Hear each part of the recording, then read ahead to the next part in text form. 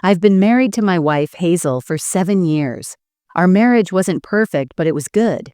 We had our occasional disagreements and trivial arguments, but nothing that made me think of leaving her, or that she would ever leave me.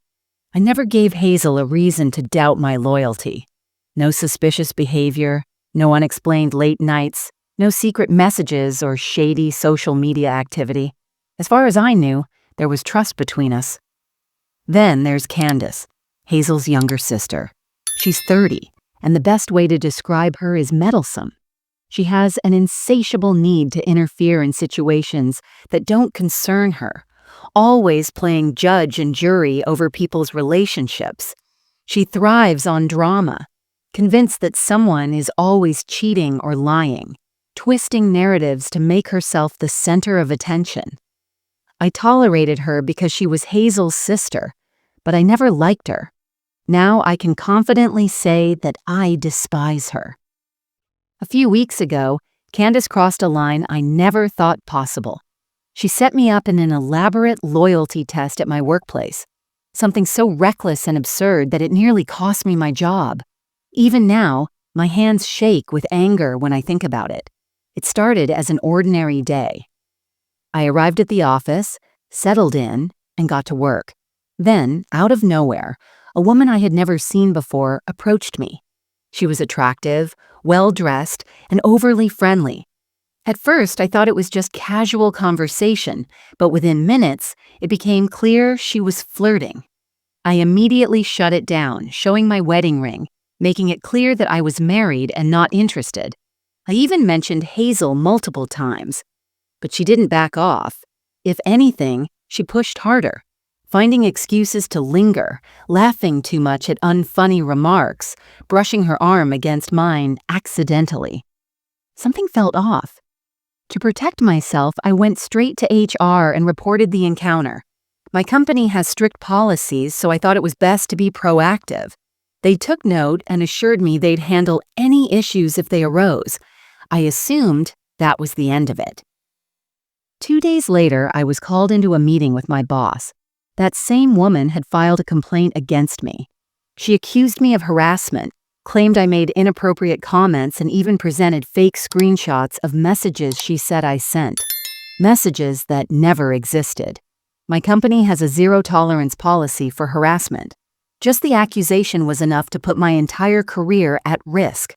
Not just in this job, but in my entire field. I was subjected to an internal investigation, questioned about things that never happened, and forced to defend myself against lies. It was humiliating, frustrating, and surreal.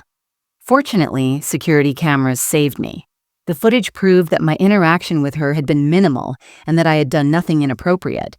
They also checked my work messages. There was nothing because I had never sent anything. In the end, the complaint was dismissed, but I still received a warning. Be careful. That's what they told me. Even though I was innocent, they still warned me to be more cautious in the future.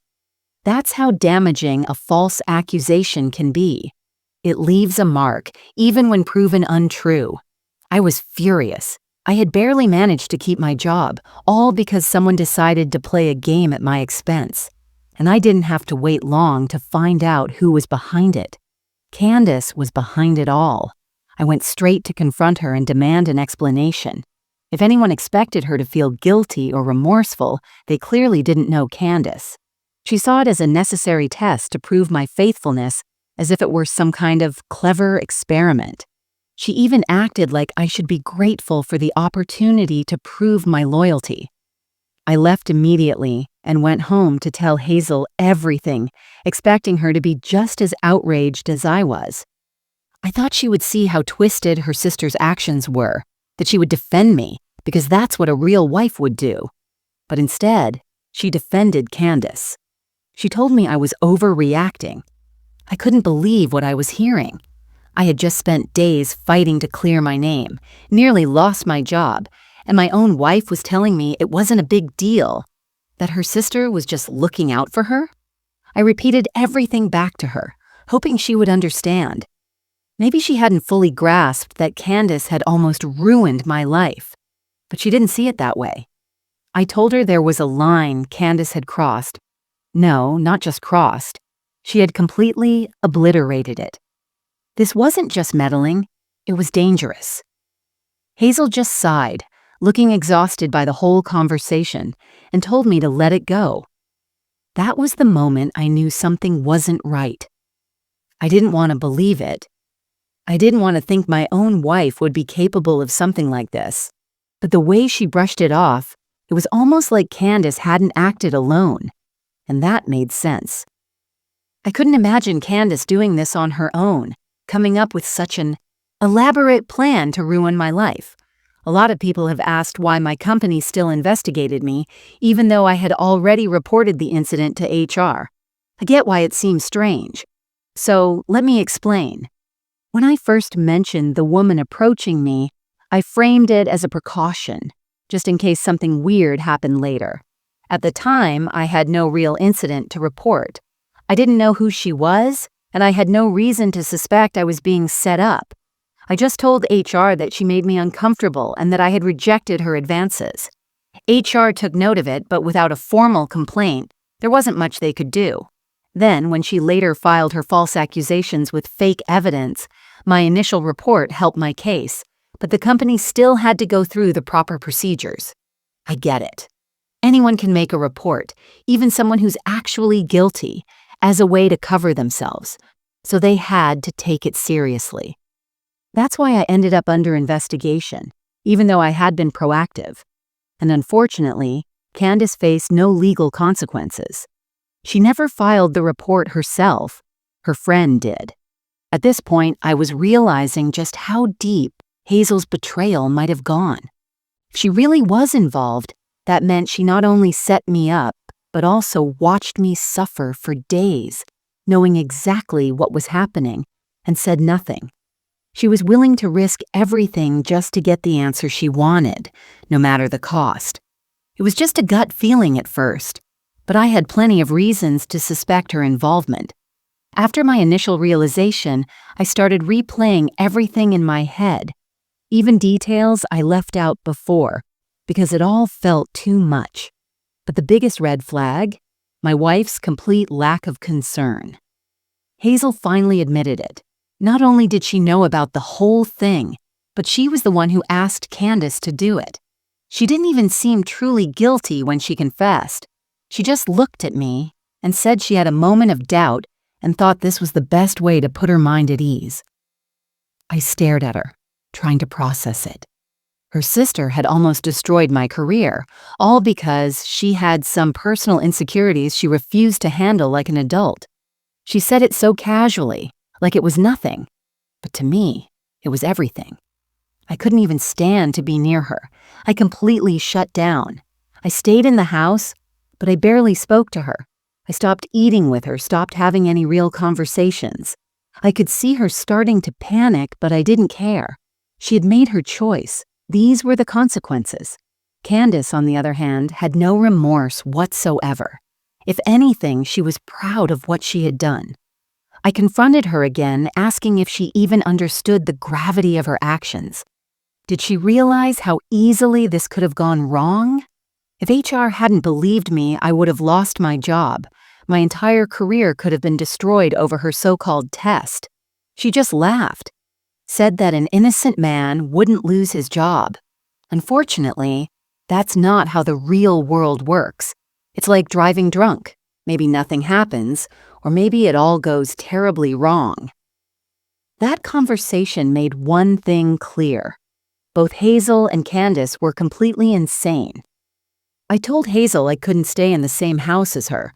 I didn't say I was leaving for good, just that I needed space. I packed a bag and checked into a hotel. Hazel flooded my phone with messages, begging me to come back. She kept saying I had to forgive her, that she just needed reassurance about our marriage, and now that she had it, we could finally enjoy our happy and faithful relationship. The way she said it, the tone, the wording. I don't know how to explain it in text, but that was the moment I started having doubts. I started thinking back over the past few months. Hazel had been acting strange even before all this happened.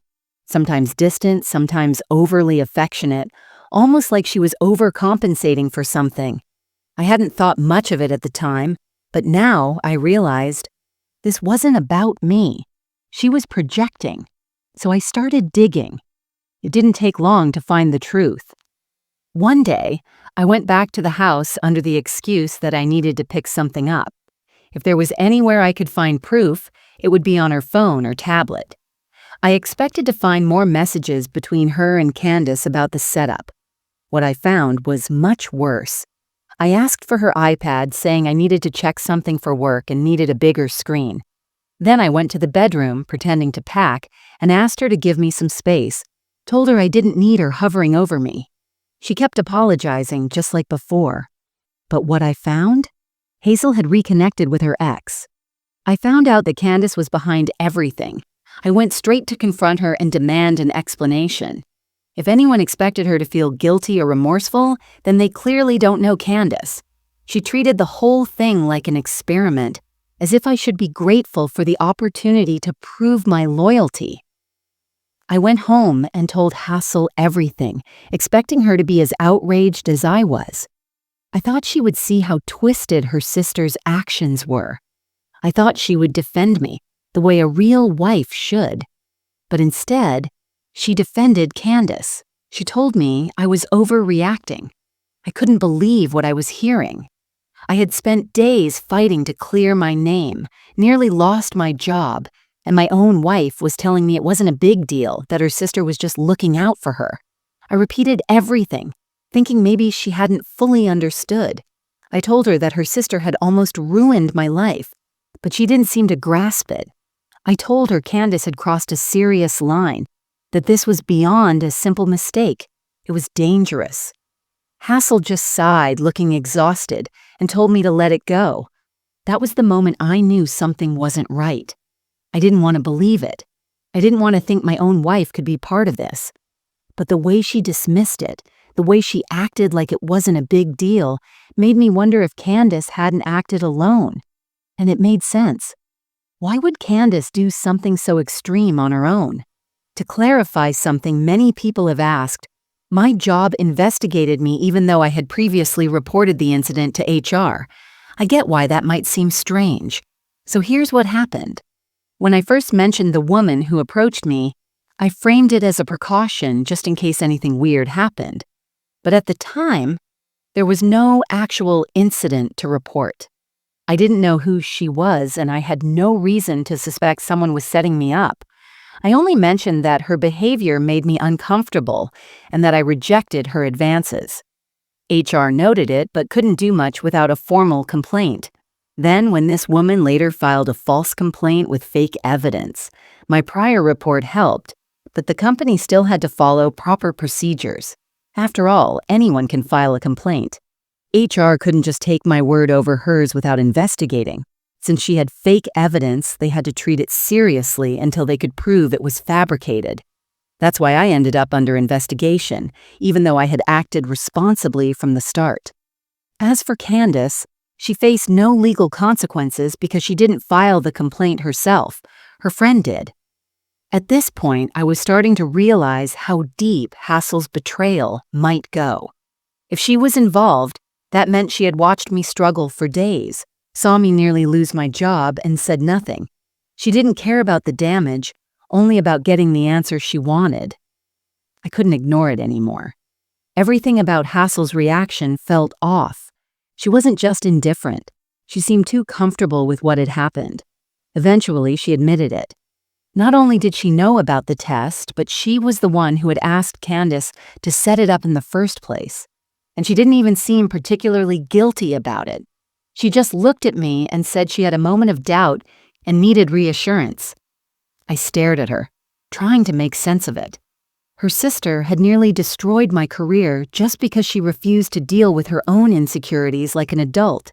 She spoke as if it were nothing. But I couldn't be near her. I was disgusted. I became completely distant. I stayed in the house but barely spoke to her. I stopped eating meals with her, stopped having any conversations. I could see her panic, but I didn't care. She had made her choice. These were the consequences.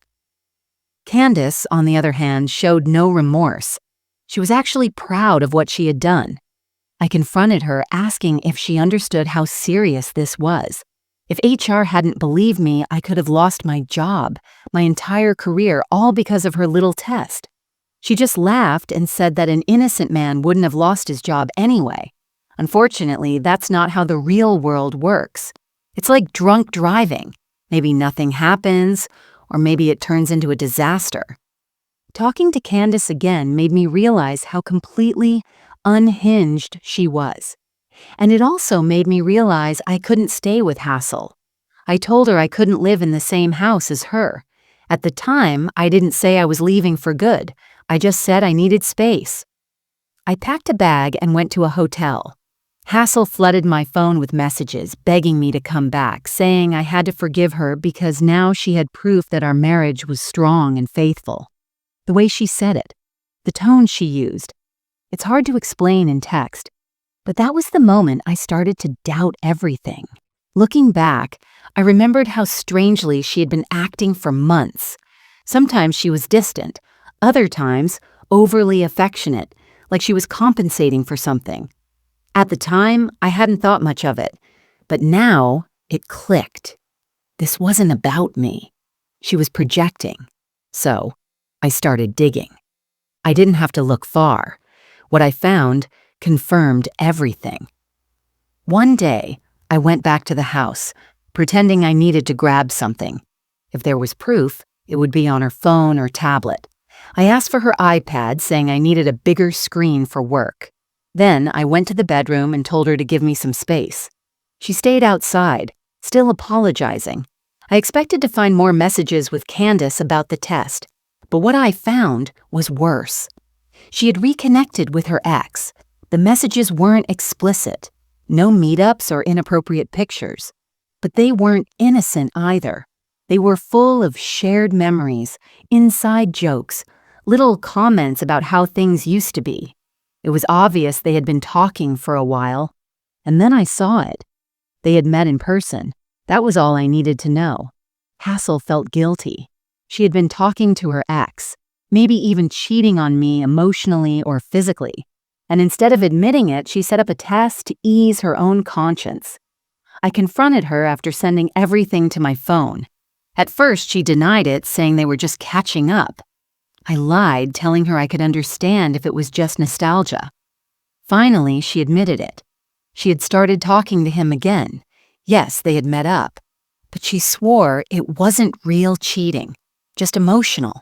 For me, that was it. I told her it was over. I wanted a divorce. She lost it, saying I had tricked her into confessing. Well, I did. I wanted the full truth, not some watered-down version, just like when I confronted her about Candace. She should consider it a test, like the one she gave me. The only difference is she failed. She begged, cried, pleaded for therapy, for another chance. But this wasn't just a mistake. She let her paranoia consume her, dragged her sister into it, nearly ruined my life, all while talking to her ex. Candace, of course, doubled down. She tried to make it seem like I was the bad guy, like I was just looking for an excuse to leave. She even claimed that by divorcing Hassel, I was proving I had something to hide. At this point, I didn't care about proving anything. I just wanted out. The divorce was happening. I just needed a lawyer to finalize it. Hassel kept trying to contact me, but it was pointless. Even if the thing with her ex had never happened, what she and Candace did was unforgivable. Then Candace made one last move. A week later, I got an email from a company I had applied to months ago. They had received concerning information about me and wanted to discuss it before moving forward. I already knew what had happened. Candace had sent the same fake evidence to a potential employer. Luckily, I still had all the proof that cleared my name. I sent it to them, warning that someone was trying to smear me. Instead of backing away, they thanked me for my transparency and offered me the job on the spot. So now I have a better job and a divorce on the way, and this time I'm taking legal action against Candace. She thought she could ruin me, but she just gave me a reason to destroy her first. I still have to go to work, deal with a divorce, and handle whatever else life throws at me. Legal proceedings aren't as simple as clicking buttons in Minesweeper. That's why I took this week off. I have meetings with a litigation lawyer to go over my case. On top of that, I need to find a more permanent place to live and move all my stuff. I can't just grab a shirt and take a trip home every time I need something. The hotel barely has space for 3 outfits, and that's on a good day. I know I'm exaggerating, but it's to show how different it is from living in your own place. I wish I had enough money for a 5-star hotel with a walk-in closet and laundry service, but I could barely afford a single night. But most of the comments I see must come from teenagers whose moms still wash and iron their clothes, while their biggest concern is leveling up their elephant mage, or whatever kids play nowadays. Reading this makes me feel old. Minesweeper? Elephant mage? I sound like my dad. The divorce dragged on much longer than it should have. When one person refuses to accept it's over, they make everything harder than it needs to be. Some people just can't let go. At the beginning of all this, Candace had a lot to say about my situation. But as soon as legal action was taken against her, she conveniently decided to stay quiet. Smart choice. Though it'll still take time, I plan to crush her in court for what she did to my life. On the personal side, I started my new job. More responsibilities, but also more opportunities. And of course, the pay raise isn't something I'll complain about. The change came at the perfect moment, like a fresh start. The job is in a different part of the city, so I'm far from the place where Hassel and I used to live. It might not seem like much, but it helps.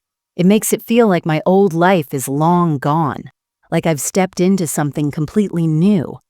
As for the gossip about my ex, it turns out the same guy she emotionally cheated on me with showed up at her place in the middle of the divorce. It's her place now since we were renting together, and I had my name removed from the lease. Apparently, he thought she had been leaving everything behind for him. He must have believed this was his big moment to rekindle their romance. But when he finally made his grand gesture, she rejected him. I found out through mutual friends. He showed up expecting a passionate reunion, only to be turned down, humiliated, and furious that he had wasted his time on false hopes. If she didn't even want him, why did she do all of this? She threw away a marriage for nothing. With the divorce finalized, there was only one battle left: Candace. I feel like a general who just won a war on one front, now gathering his forces to crush the enemy on the other. I can almost picture myself on horseback, galloping across open fields to lead the charge. Of course, the actual trial wouldn't be that dramatic, but that's how I saw it in the moment. It was obvious I felt lighter, happier. When the trial against Candace finally ended, it also involved her friend and my ex-wife, though each had different levels of responsibility. It wasn't as epic as I imagined because we didn't even go to court. We reached a settlement. But for me, it was a victory. Taking money from these women who tried to ruin me with their pathetic excuses was the best kind of justice. And there's actually more to this than I expected. For those who are curious, my former sister-in-law had to pay me $8,000, while her friend paid $2,000. Both were guilty of similar actions, the second for falsely accusing me out of spite, and the first for doing the same at my new job. As for my ex-wife, she was fined $12,000 since she was the one who put Candace up to it in the first place. That's over $50,000 for their stupidity, way more than I expected when I sued them. But that's not even the best part of the agreement. They all accepted a strict no-contact rule. If they ever reach out to me for any reason, we go back to court, and I can sue for double the money. That means I could potentially get another $100,000 while keeping what I already won. Not only do I avoid ever hearing from them again, but I also hold financial leverage over them.